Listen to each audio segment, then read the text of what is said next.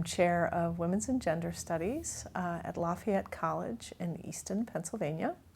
I've been involved with Advance for a number of years. I originally began when I was chairing Women's and Gender Studies at Cal Poly San Luis Obispo, where I was on an IT Catalyst grant, and in the last years I've been involved in a paid research grant with my collaborator Jasna Jovanovic, who is still at Cal Poly San Luis Obispo, and she and I have undertaken a study of how IT cohorts 3 and 4 have attempted to do intersectional programming for underrepresented minority women. So essentially we've studied how those cohorts 3 and 4 have tried to support underrepresented minority women, or URM women, particularly women of color, and also what has enabled or what has been a barrier to those kinds of efforts.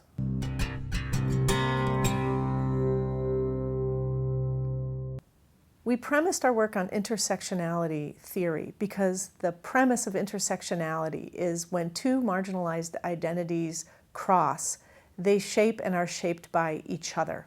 So there's a sort of chemical reaction, to use an analogy, between being a woman and being a person of color that makes the particular needs, institutional pressures, barriers to your success look specific to you.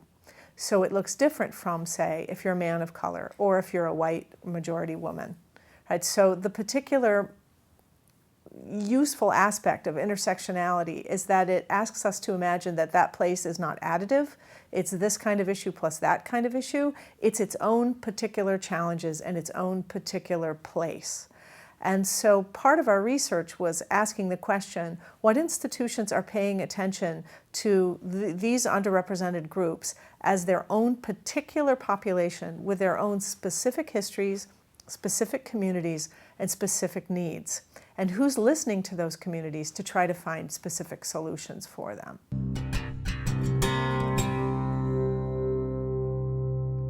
Data collection in this particular project is a bear. And the reason why it's so incredibly difficult is because measuring programs across 15 or 14 ITs is already extremely difficult. People do all kinds of different programmings. They call the same kinds of programs different names.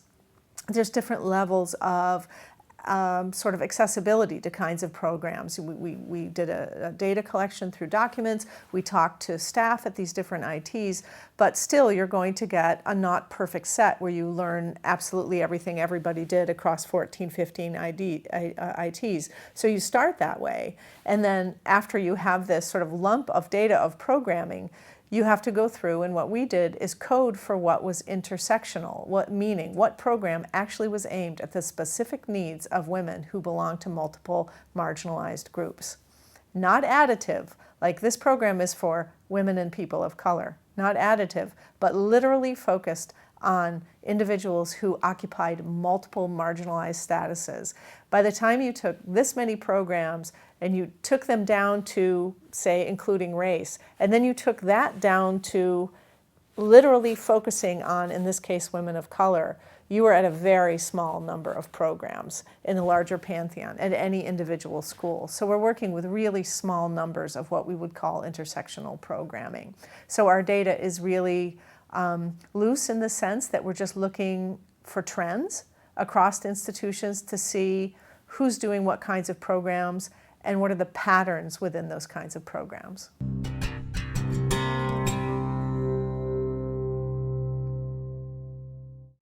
It's been a complicated study because there are not numbers of URM women in STEM fields that are proportional to the URM population, however you mention it. So if women of color are the example, there's too few. And when you mark the progress of majority women, women of color do not have the same rates of success. And so our project has essentially undertaken what is it that institutions can do to support the progress of URM women? What kinds of institutional changes can take place?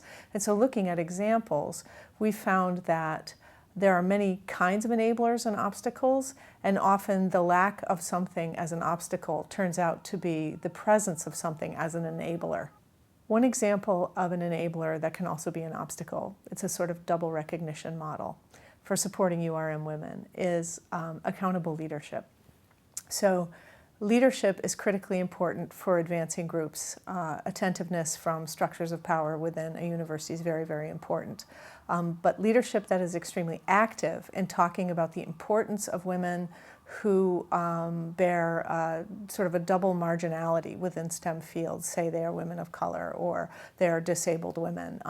The extent to which a leader, whether it's a provost or a dean or a department head, articulates actively supporting that particular group in some way is key. The absence of that means, or typically predicts, that those groups will fall off the radar screen very, very quickly. So because they bear doubled or sometimes tripled marginal status, they become less visible. And we're really looking at these intersectional points where different kinds of marginalities meet. If you don't have leadership that's very strongly articulating the need to attend to this difficult to see spot, you won't have any programming typically that addresses it. So that's one example.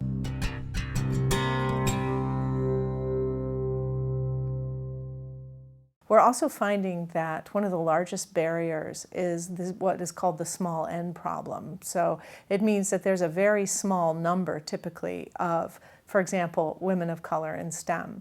What that can mean is that there's almost a sense of institutional frustration or despair around that issue because it's a very small number of women. They are highly vulnerable. They labor under typically the minority tax. They are asked to be on diversity committees. They are already stressed and burdened by the institution. Students, especially, for example, students of color, come to them. So as they labor under the minority tax, they can be asked to serve as data points. So everyone wants to know what women of color think. So then they become data points. And in many ways, the institutional pressures around them are incredible. There's very few of them. They're over-asked to serve as data points. And at the same time, it's such a small population that you can't talk about it as a population because everybody's absolutely identifiable. You can't hide in that particular model. So the small n becomes this very, very difficult, almost intractable problem for a lot of the institutions we talk to. And one thing we realize is that people who stop using women of color as data points and start asking what communities of color at that particular institution need, start examining dynamics of institutional racism, start looking at white privilege, stop expecting women of color to provide the solution, but actually take on the work of examining privilege and institutional racism is a better solution. But you have to turn away from expecting this small population to hand you the answer. So the small n is a real obstacle, but only for certain kinds of solutions and measures.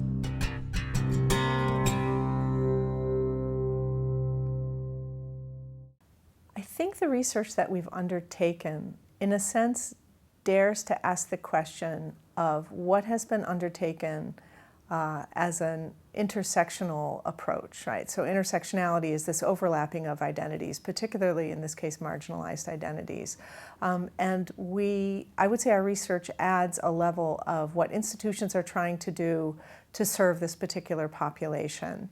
We knew when we began our research that there would not be a lot of what we would call intersectional programming, that is, programming directed at this particular population, attending to finding out how the institution grapples with issues around this population, any kind of programming whatsoever. We knew that we actually wouldn't find much. But we thought it was critical to contribute to advance by looking at what was there and seeing what people were actually trying to do on the ground. And what we discovered in talking to people on the ground, programming people actually trying to do this, is not that it's hard because we already know it's really hard. If it wasn't hard, it would be solved already because people do, I think, care by and large very much about this issue. But so we're trying to contribute what has actually happened and learn from the patterns that we see across institutions.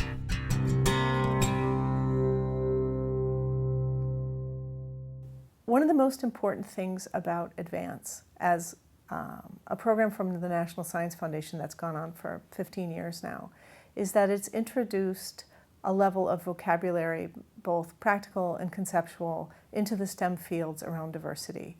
And in that regard, in the context of higher education, it's raised an entire section of higher education up towards the larger project of access, inclusivity, and diversity within colleges and universities in the U.S. So it's played an incredibly important leveraging role for getting STEM fields, particularly women in STEM fields, onto the playing field of the larger conversation of higher ed diversity.